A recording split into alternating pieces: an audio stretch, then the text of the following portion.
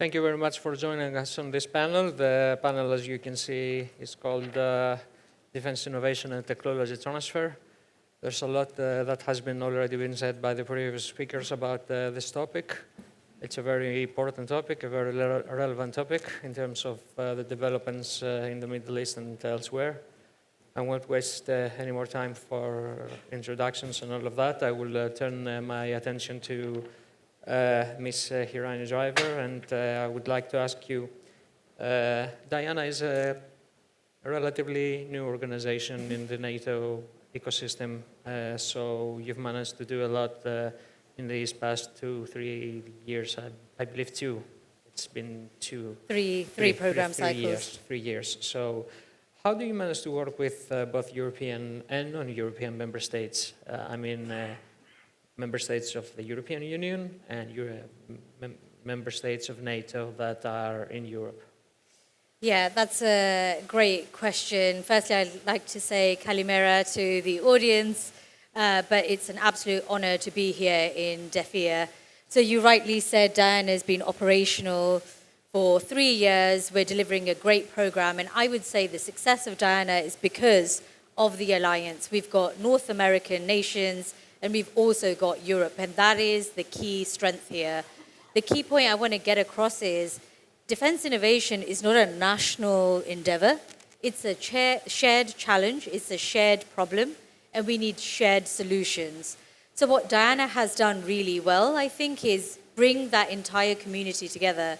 And the community I'm talking about is innovators, investors, industrial partners from across 32 nations to really provide our innovators with the tools, the resources they need.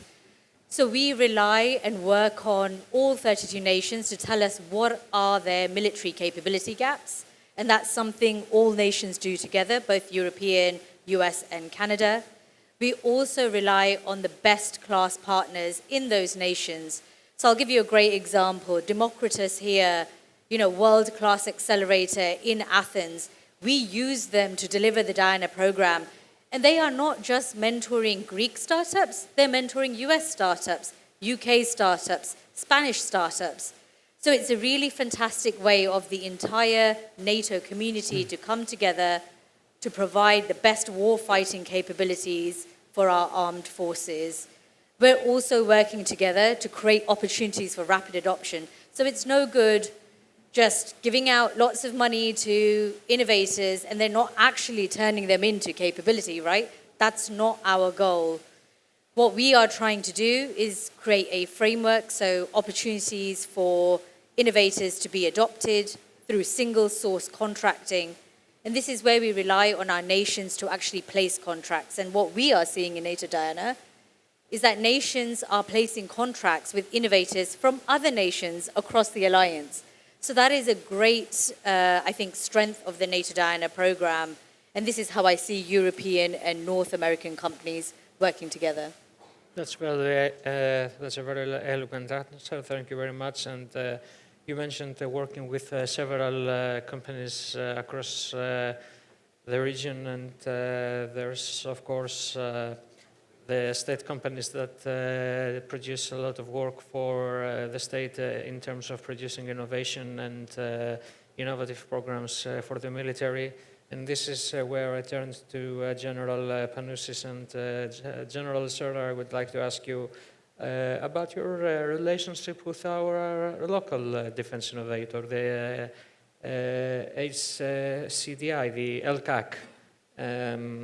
What kind of results have you produced so far, and what has the relationship been like?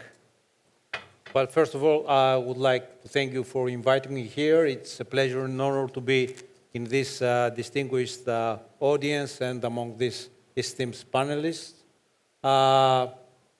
It's well known that all the military in the world are interested in creating capabilities, in developing capabilities for fulfilling the operational gaps and operational needs of our armed forces. And until now, this traditionally was through procurement. Now we are building another way, another column to fulfill these gaps, to fulfill these operational needs through innovation, through programs of research and development. And in this process, we are trying to do it in a very institutional way. So under a law of the Hellenic Republic, we are going and asking all the branches to give us the operational needs in all domains, ground, surface, air, space, cyber, whatever. And we are forming a strategic plan for research and development programs to cover these operational needs. Then we are going to Hellenic Center for Defense Innovation in order for them to take this operational plan, this strategic plan, and go out in the market to try to find the best solution to cover our operational gaps. These operational needs are going to be covered especially from the Hellenic ecosystem, using the capabilities of the defense industry, of the startups, of the small and medium enterprises. And that will bring also value to our defense ecosystem and is not only in the defense ecosystem of Greece, but for Europe and for the allies. Also, we are working closely with HCDI in all tier level programs. We are working for Diana programs, for EDA programs. We are there to provide all the necessary means, like testing ranges. We are inviting the companies to be part of our exercises. And if something is mature enough, we can take it in a field, in an exercise, test it, and if it covers our operational needs, we're going to go to HCDI in order to develop it more, to give the subject matter experts and the last, let's say, the experience of the end user in order to bring it in a level that would be suitable or good enough for our armed forces. In this process, I'm very happy for the question. Yes, until now, we have some value products like Cendavros, like Sendur Kendavros, which is actually came from a contract from ELKAK and with the help of our Joint General Staff. And it's operational in... It's operational already, and let me say it's battle-proven. And also, we have some FPVs, some anti-drone guns, etc. Great. Great. This is useful because it's important for national entities to be able to procure innovative systems. And this is where my next question comes for Dr. Németh. And Dr. Németh, your country is a recent addition, not so recent. It's been now, what, 23 years since you joined the EU. So you are quite familiar with how the EU system works. I would like to ask you, therefore, how have you been able to integrate the old ways of your system before you joined the EU with the ways of the old Europe, the Western Europe that has its own systems, different systems? Of course, we know that the former Soviet republics have had systems that were not compatible with Western systems. How did you manage to tackle this problem, and what is the level of progress that you've been making so far? So thank you very much for the invitation. It's a true honor to be here and see how robust the Greek defense innovation and industrial ecosystem really is. And if I may also add, actually, one of the most underrated aspects of multilateral policies is seating orders. And as you know, Greek and Hungarian diplomats have been seated next to each other during the last 23 years and know each other very well. So it's really great to be here and meet some old friends. So the journey of the defense innovation is very similarly formed throughout Europe. And like ELKAK, actually VIKI is just starting this journey. So we have been established in 2023. We started to operate 2024, so that's we are 2 years old. So what we are doing, actually, before we go outside, we want to make sure that we are consolidated, structured, we have results, we understand what defense innovation is, and only thereafter are we going to go outside and kind of start partnerships. Luckily, we are currently at this stage. This is why I'm also here. VIKI's work, the Defense Innovation and Research Agency, is based on 3 pillars. First, we do defense analysis enabled by large language models, neural networks. We want to understand what's outside, what's the operating environment, what are the technology trends and their military implications. We inform the public as well as the military leadership of our research results. Then we also use the results to inform our own research development and innovation pipelines, which is actually, since the general already talked about integratedness of defense innovation, our defense innovation objectives are strictly integrated into the Hungarian Defense Forces 10 years plan, which is great because the 10 years plans are also integrated with the CART process with the EU and also the NATO defense planning process with NATO. So actually, with this link, we are directly linked with not only the Hungarian ecosystem, but also the relevant NATO and EU stakeholders. Our research development and innovation, of course, is focusing all the same things what others are doing. This is human-machine teaming. Of course, human-human teaming has been 14,000 years old, but human-machine teaming is something which is only coming up. So we have to understand that. We are developing our own drones, UAVs, UGVs. We are very keen on continuing our research on vibroacoustic sensing. Passive sensors are something which are becoming really important on the modern battlefield. And once we do our research development innovation pipelines, actually we are extremely lucky to have the Hungarian Defense Forces supporting us with a sandbox and a red team. So whatever we have, we can deploy it in a sandbox and then test further. We don't produce things. We don't do serial productions. We just test them in order to understand the military requirements of emerging technologies and thereby inform decision-making on capability development. And there is the third pillar after defense analysis and R&DI, which is strategic relations. And with the strategic relations, something which we have recognized early on is that defense innovation systems don't form by default. They have to be formed by design, by a vision, by a community. And also that information does not flow freely. So we have to help facilitating information between the ecosystems, like the European Defence Fund, which is the superstrata of information in the future forces capability development, and also Diana and other initiatives. We are chairing a working group with the European Defence Agency on the future of simulation, a future of tactical simulation. And so we are now in the process of mapping out the Hungarian defense innovation ecosystem and linking it with the relevant academic research. And when it's all done, and we have made great results in the last 2 years, we stand ready to help the Hungarian defense innovation ecosystem to merge and synergize more efficiently with the relevant NATO, EU, and national partners. And now that after the April elections, new winds are coming, and the Euro-Atlantic, deeper Euro-Atlantic integration is clearly very high on the new government's agenda. We are looking forward to work more with all of you. Thank you.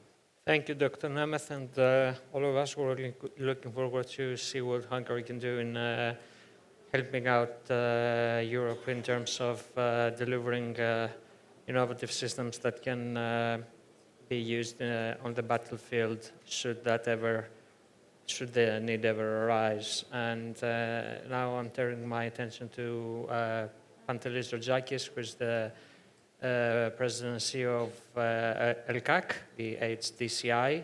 Dr. Németh said that VIKI is 2 years old. I should mention to those who don't know that ELKAK became fully operational 1 year it's been fully operational for a year now. It was created 3 years ago. It has undergone a few changes, but it's become operational just this year. You're a very, very new enterprise governed by the Greek state to deliver products, defense products for the military, and to provide tenders for systems. What I'd like to ask you, sir, is that every time that I read about defense and I cover defense for my newspaper, Tovima Sunday, I read about ELKAK. And I've recently read your call for proposals for a number of systems. I've read about your planned exercises in June, I believe. So how do you manage to do so much in so little time? Okay. Thank you for the invitation, and I will go straight to the point. What we do, we have created a team, and we work as a team. And the team inside ELKAK, due to the excellent officers we gave us from the Greek Defense Forces, it helped me to organize and produce results. We are very happy with what we have done. The last example that it follows the very good work that GADAE has done so far is that on EDF, 70% of the project, they have Greek companies inside. And this number is extremely important.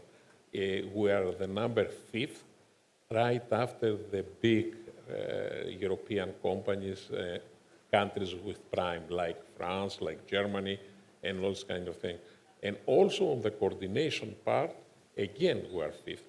So that means that we have an ecosystem that is very capable to deliver not only research, but also development. Because we have to understand that EDF has 2 branches. One is the RA, which is the research, and it's funded 100% by the European Commission. And it's the DA, which is the development, that the European Commission, according to the level of technology readiness level, gives less money. Now, how we are doing in Greece? The first thing that we did, it was a cartography what exists. It's very important for a country to understand what has under under the territory. And what we didn't go to do a general cartography. We did a focus one. So we went inside each lab, each company, and we asked them what product and services you have, at what technology readiness level, and from where you create that. So at this point, you have a very clear view where we do have people that they work with sensors, where do we have people that they have developed autonomy systems, any kind of autonomy systems, where we do have people that they are good on telecommunication. And that gives us a very valuable database that we work on that database in order to create combination. For example, if we are going to do to work together with VIKI, with just an example.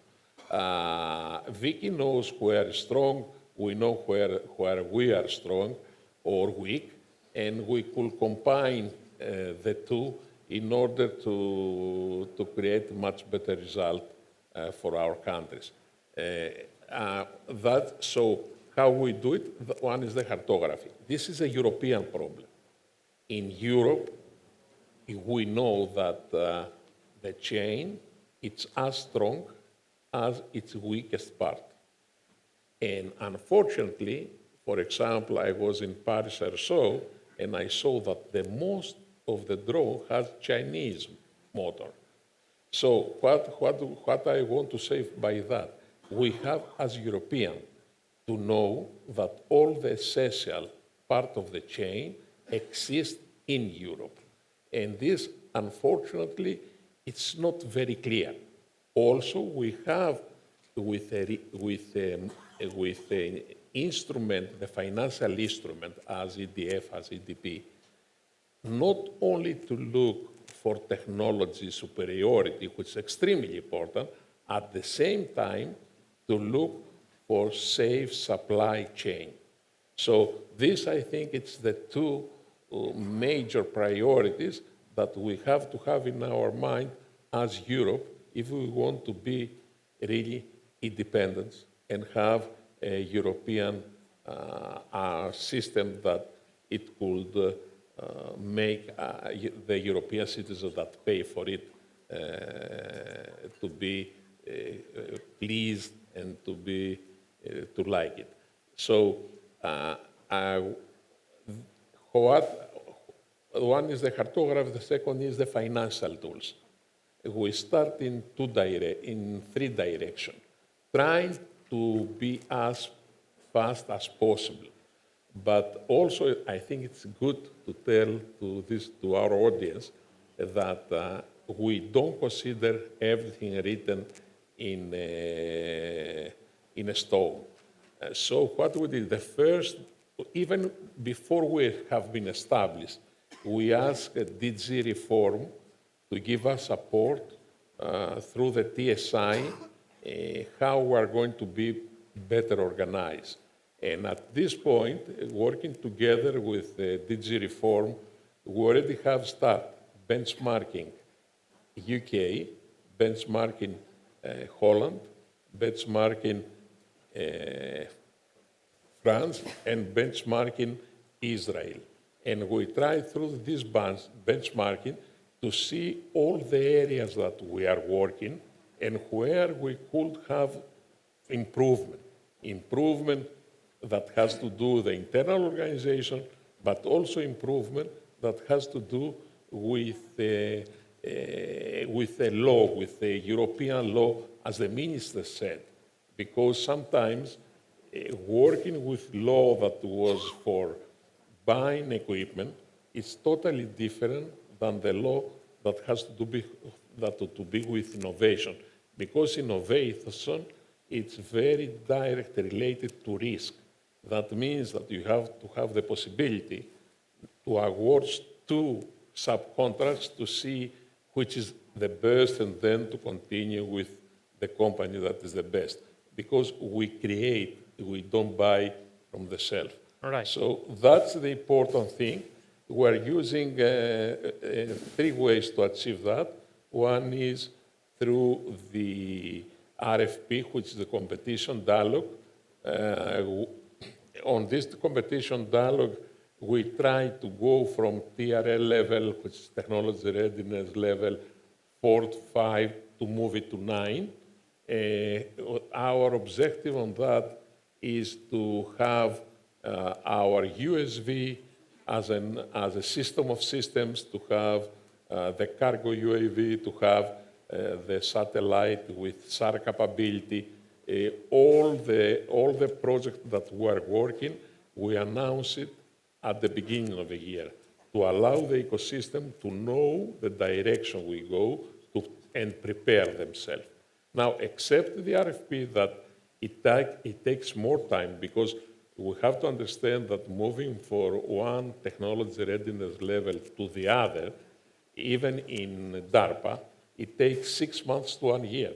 So if you are 4 and you want to go to 9, you need 2 or 3 years of development in order to do. So because we didn't want to, we understand the needs of doing that, but at the same time, we want some quick wins. So what was the quick wins? To see what exists in our market with technology readiness 7 and above. And we have an internal guideline that going the TRL 7 to the field with the Greek Defense Forces, we test them, and if we like them, we go to direct negotiation in order to improve it. We already have 3 contracts on UCAV, and this 3 contract has been achieved in total in 6 months. Right. So, to be honest, we don't have so many TRL level 7 in the Greek market, but anyone that exists, we are going to utilize it. Now, except that, we are doing another trick, which is very creative, but it allows us by the European law, and we do the following. We say, okay, we have a problem to solve. For example, infoware OSINT. On this infoware OSINT, we went out to the market because market knows better than us, and we try to see how we are going to solve that issue. They came around 11 companies. We give, for the best, we give a small price, but the most important is that I called the project manager and I told him, you have 11 colors and you have to be to create a picture for me. So at this point, we're in a direct negotiation to create consortium that it could be with 4 companies, 5 companies, 7 companies from the 11, that is going to be complementary, and it helps us to move fast and effective. So that's the reason probably if whatever you read, you see about ELKAK, okay, we respect marketing, but not only the promotion and marketing, but also the product, the placement, the prices, so all the piece, that's very important for us. Thank you very much. I will make an exception here because I think it merits this exception because this exception is merited because we have the buyers, which are the militaries here, and we have the companies which cooperate with Diana and the innovation companies, and of course the relevant branches of the Hellenic of the armed forces of every NATO member state. I will ask you to respect that you tell in one line only, very, very briefly, to this audience, what do you expect of them? What do you expect of the clients, and what do you expect of your partners? Be that it Thalys, or Fincantieri, or MBDA, or Rheinmetall, or whatever. In just a simple sentence. Sure. So my message is to any small company out there, please speak to us. There are a few of us. Can you put your hands up, please, in the audience? Any good idea that will help our warfighters on the battlefield, we want to hear about it. You don't have to be innovating in defense. You could be innovating in the commercial sector, but it might be a great capability for our armed forces. Please come and speak to us. Please come and monitor our website for the newest set of challenges, which will launch in June. For the end users, sorry, I'm going beyond. For the end users and the armed forces, we need you to engage with our Accelerator sites, so Democritus and all around the Alliance. Innovators don't know what the defense market looks like. They don't understand what the battlefield today looks like. We need you to provide your expertise and help mentor our startups. For industry partners, you are the guys you're the trendsetters, right? You are setting what programs of work there will be. Please come and speak to us because we need to know where our innovators can integrate in your program. And lastly, if there are any investors, and that includes in the big, large companies, the primes, also come and speak to us. We've just created the NATO Diana Capital Network. Giving money and helping startups is not just a government problem. It's also a private sector problem and contribution. So we need investors to come and invest in our companies, because national security, national defense is for everyone, not just government and not just for the innovators. So that is my message to the audience. I am around all of today. Please come and speak to me because I'm very passionate about this. Thank you very much. General, you're part of the client base, so your message should be directed to the industrial base. Well, first of all, I would like to be more than supportive to what the President of Diana said. For sure, we need the effort of everybody. There is place for everybody. So innovation would be the lighthouse for me. And for that, we need the industrial base, we need the defense industry, we need the startups with the fresh ideas, we need the small and medium enterprises to facilitate all this effort.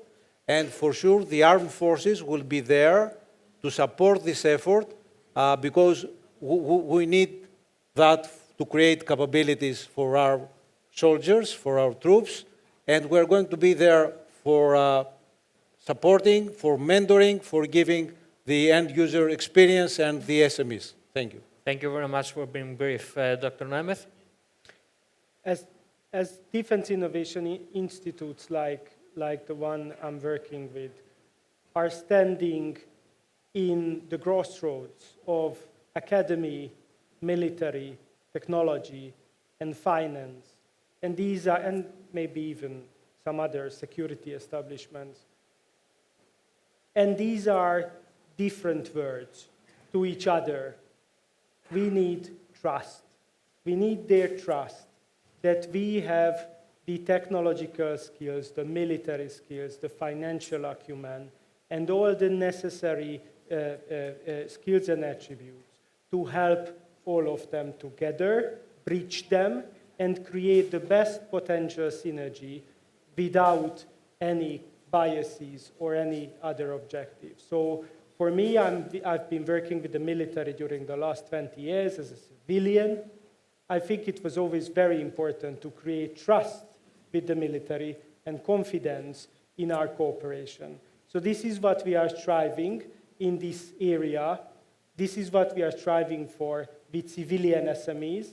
And I think that if trust is there and they see that we are really striving for making all relevant information freely and readily accessible, be it a military requirement, be it a European Defence Fund project, then we will succeed, but only together as a community driven by a vision for a better and more secure Europe.